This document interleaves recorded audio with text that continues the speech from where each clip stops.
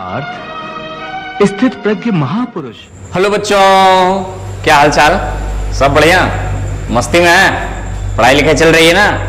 एकदम तैयारी करते चलिए, इसके अलावा किसी भी विकल्प को सामने आने ही नहीं देना है।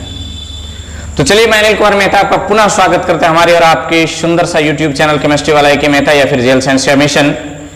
आज हम लोग इसमें अध्ययन करेंगे रिप्रोडक्टिव हेल्थ 08। क्या होगा? Reproductive health 08।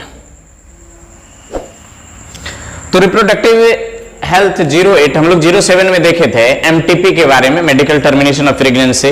वो आखिरी चांस था। यदि आप बच्चे नहीं चाहते हैं, आप प्रेग्नेंट हो गए हैं और आप प्रेगनेंसी मेंटेन करना नहीं चाहते हैं, तो वो आखिरी चांस है आपके लिए एमटीपी। तो जनसंख्या नियंत्रण के तमाम विधि का मैंने पिछले लेक्चर में 01 से लेकर के और 07 तक में चर्चा की है। जनसंख्या वृद्धि से क्या लाभ हानि है और जनसंख्या वृद्धि को कैसे रोका जाए, इन पर इन डिटेल्स हम लोग चर्चा कर चुके हैं। आज हम लोग अध्ययन करने वाले हैं इनफर्टिलिटी। अब तो पहले तो जनसंख्या बढ़ रहा था, अब कई दाम्पत्य ऐसे होते हैं जो चाइल्ड उत्पन्न कर ही नहीं पाते हैं। तो जो दाम्पत्य चाइल्ड उत्पन्न करने में असक्षम होते हैं, ऐसी कंडीशन को हम लोग कहते हैं इनफर्टिलिटी। तो आज हम लोग चर्चा करेंगे इनफर्टिलिटी, मतलब बांझपन। इसको क्या कहते हैं? बांझपन कहते हैं। आज हम लोग इस बांझपन के बारे में चर्चा करेंगे।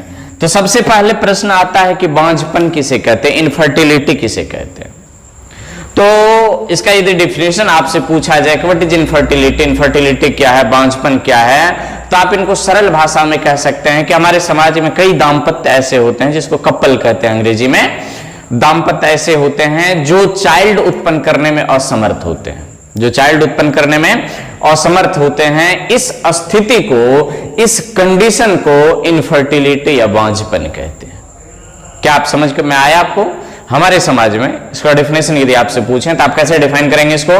तो हमारे समाज में कई दाम्पत्य ऐसे हैं जिसको कपल कहते हैं, कई कपल या दाम्पत्य ऐसे हैं जो चाइल्ड उत्पन्न करने में, संतान उत्पत्ति में असमर्थ रहते हैं, संतान उत्पत्ति नहीं कर पाते हैं। This condition is known as infertility. इस स्थिति को हम लोग क्या कहते हैं? क्या कहते हैं उसको? बांझपन कहते हैं। ठीक। तो इनफर्टिलिटी, बांझपन कई कारण से हो सकते हैं। बांझपन के लिए दोनों जिम्मेदार हो सकते हैं। नहीं, रिस्पॉन्सिबिलिटी किसकी बनती है? Responsibility for infertility. इनफर्टिलिटी के लिए रिस्पॉन्सिबिलिटी, उत्तरदायी कौन है? नहीं, तो देखिए रिस्पॉन्सिबिलिटी जो बनती है वो मेल और फीमेल दोनों होते हैं। In a couple, male and female दोनों इसके लिए रिस्पॉन्सिबल हो सकते हैं, दोनों रिस्पॉन्सिबल हो सकते हैं। ज्यादातर केस में इनफर्टिलिटी के लिए मेल उत्तरदायी होते हैं। ज्यादातर केस में मैं बता रहा हूं, यदि बांझपन की स्थिति आ रही है तो बांझपन ज्यादातर किनके वजह से हो रहे हैं? मेल के वजह से हो रहे हैं। यदि मान लिया जाए, काउंट किया जाए कि 100% 100 व्यक्ति क्या है, बांझपन, इनफर्टिलिटी से ग्रसित हैं, तो इनमें से 70 ऐसे कपल हैं, मतलब 100 कपल, 100 दाम्पत्य ऐसे हैं जो इनफर्टिलिटी से क्या है, ग्रसित हैं। उनमें से 70 कपल ऐसे हैं जिसके मेल क्या होते हैं? एनेबल होते हैं, एनेबल होते हैं, इनेबल। मेल इनेबल होते हैं चाइल्ड उत्पन्न करने में। 30% ही कंडीशन ऐसी है जिसमें फीमेल रिस्पॉन्सिबल होते हैं। तो कुल मिलाकर के हम कह सकते हैं कि इनफर्टिलिटी की जो रिस्पॉन्सिबिलिटी है वो मेल और फीमेल दोनों की है। क्या क्या हो सकता है, क्या क्या इम्पॉसिबिलिटी आ सकती है? तो क्या कह सकते हैं इसको इनफर्टिलिटी के लिए? मतलब लो नंबर ऑफ स्पर्म। इसमें क्या हो सकता है? Low number of sperm, low mobility,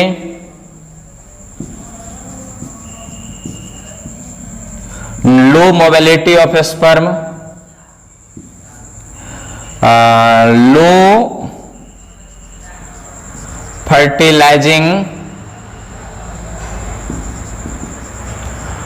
fertilising capacity of sperm. और क्या क्या हो सकता है? Low number of sperm, low mobility of sperm हो सकता है, या फिर लो फर्टिलाइजिंग कैपेसिटी, ये सब हो सकती है। या लिटिल डेवलप सेक्स ऑर्गन, या फिर सेक्स ऑर्गन क्या हो सकता है उसका? लिटिल डेवलप हो सकता है। एक बार देख लें कहीं कट खुट तो नहीं रहा है। चलिए, नहीं, फ्रेश दिखाई दे रही है।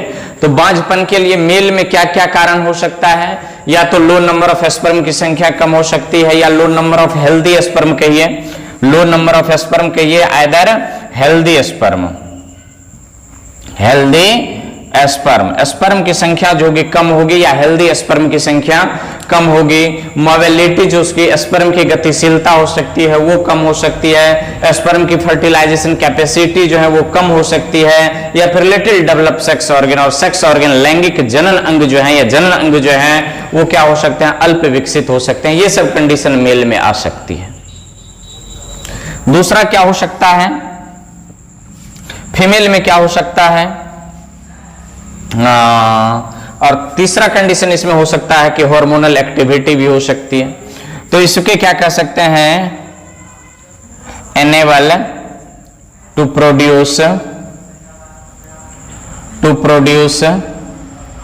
Ovum, enable to produce ovum. ये ओवम प्रोड्यूस करने में क्या हो सकता है? एनेबल हो सकता है। इसके कारण इसमें बांझपन आ सकती है।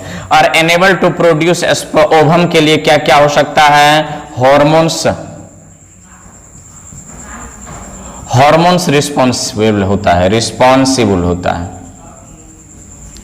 इसके लिए कौन रिस्पॉन्सिबल होते हैं? हॉर्मोन्स रिस्पॉन्सिबल होते हैं। तो इस कंडीशन को क्या कहते हैं? रिस्पॉन्सिबल। अब देखिए ज्यादातर केस में कौन हो सकता है? मेल। ज्यादातर मेल में ज्यादा कंडीशन बन रही है कि वो बांझपन को उत्पन्न ज्यादा करेगा, और फीमेल में क्या है कि वो प्रोड्यूस करता है, ओवम प्रोड्यूस नहीं कर पाते हैं, ओवम प्रोड्यूस नहीं हो पाती है। या फिर दूसरा क्या होता है, मतलब क्या कहते हैं कि capability of implantation low capability of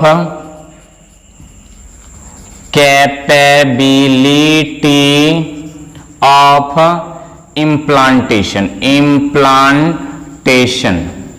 low capability of implantation की कैपेबिलिटी जो हो सकती है वो कम हो सकती है इत्यादि।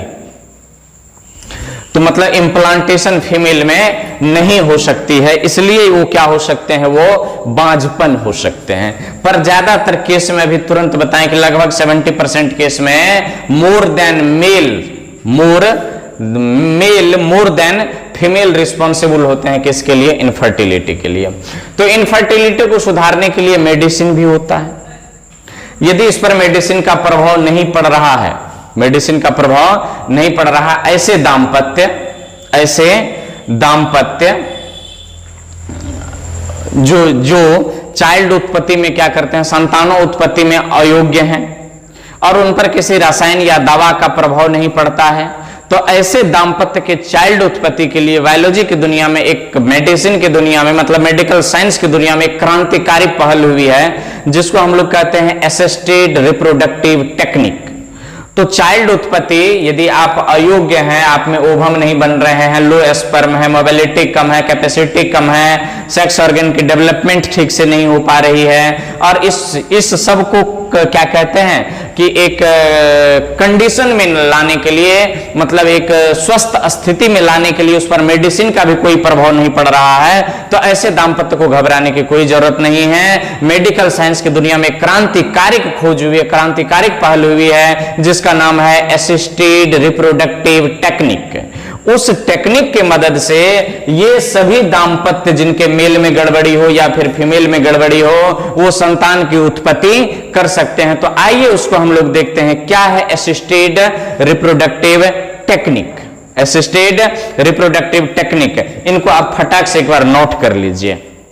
तो रिस्पॉन्सिबिलिटी मेल की ज्यादा होती है, फीमेल की कम होती है। इनफर्टिलिटी की डेफिनेशन आपको बता चुके हैं, तो इनको आप क्या कर लिए हैं, नोट कर लिए। हम इनको इरेज कर रहे हैं और हेडिंग लगा दीजिए assisted reproductive technique. Assisted reproductive techniques, तकनीकी। Assisted reproductive technique, assisted reproductive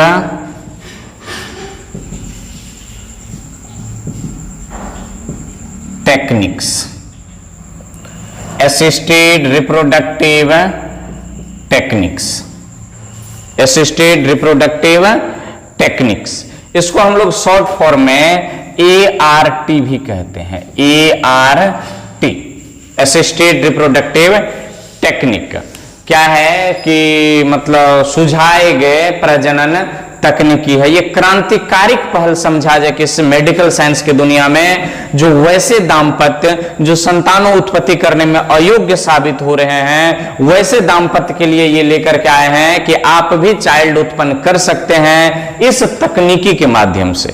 तो सबसे पहले हम इस तकनीकी को डिफाइन कर लिए, तकनीकी क्या है। नहीं तो इस तकनीकी को आप डिफाइन कीजिए, आप डेफिनेशन लिखिए, मैं बोल रहा हूं। वैसे दाम्पत्य या दाम्पत्य को कपल कहते हैं, वैसे दाम्पत्य जो संतानों उत्पत्ति में अयोग्य होते हैं तथा संतानों उत्पत्ति के लिए उस पर किसी दवा या रसायन का प्रभाव नहीं पड़ता है,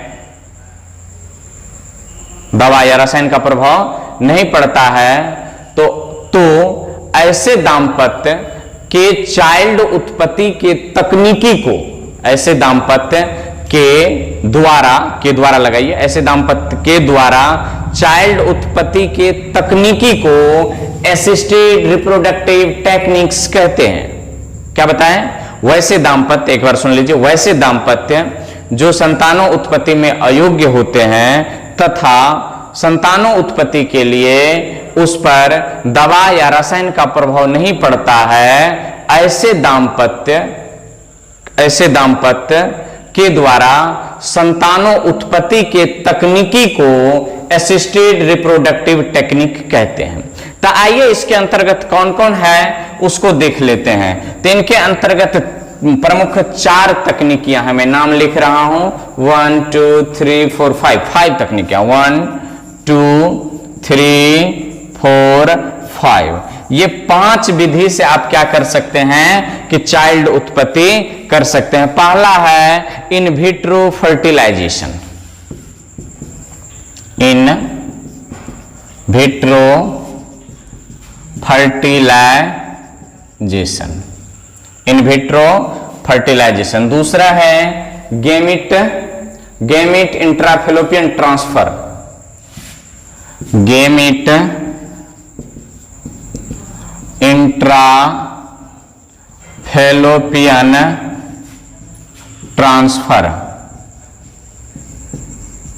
ट्रांसफर।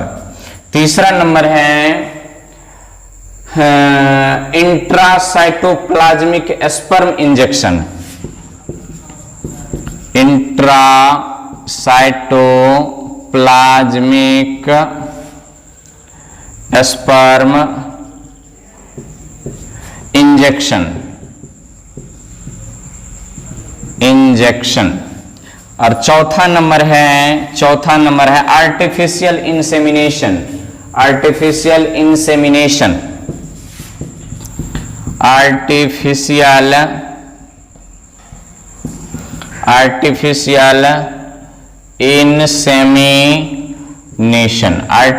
इंसेमिनेशन। अब 5वां नंबर है होस्ट होस्ट मदरिंग। तो ये 5 तकनीकी है। इन विट्रो फर्टिलाइजेशन, इसको हम लोग क्या कहते हैं, IVF कहते हैं, IVF। इसको कहते हैं हम लोग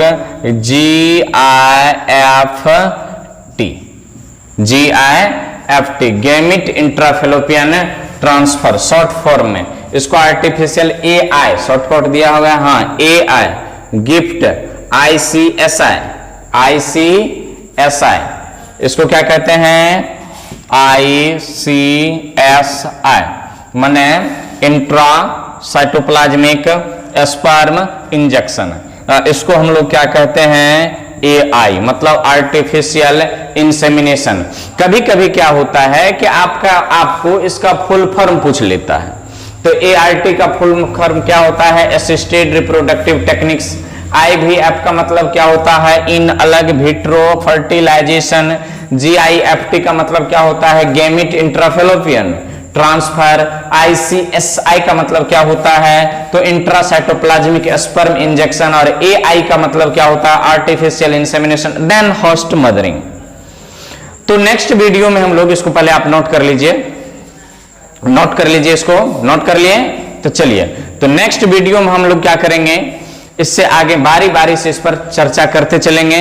तो ये वीडियो आपको कैसी लगी, इसके बारे में आप अवश्य बताएं। पढ़ाई करते रहें। All the best.